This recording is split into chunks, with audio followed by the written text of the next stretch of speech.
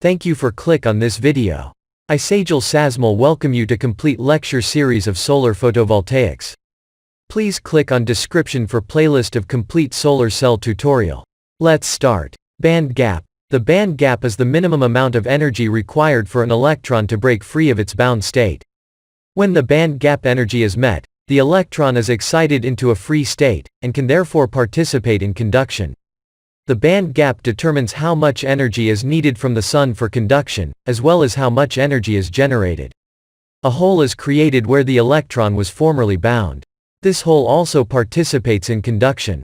The band gap of a semiconductor is the minimum energy required to excite an electron that is stuck in its bound state into a free state where it can participate in conduction. The band structure of a semiconductor gives the energy of the electrons on the y-axis and is called a band diagram.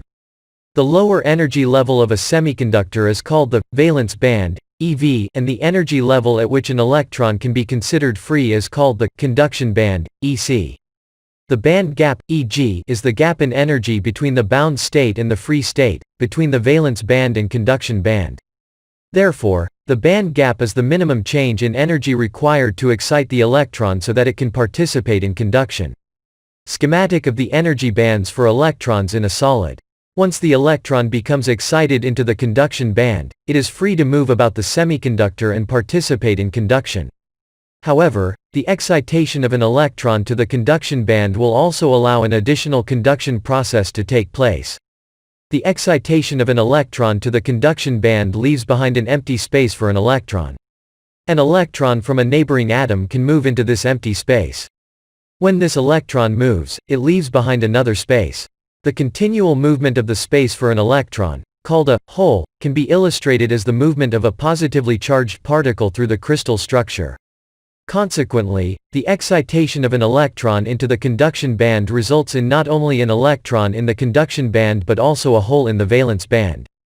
Thus, both the electron and hole can participate in conduction and are called carriers. The concept of a moving hole is analogous to that of a bubble in a liquid.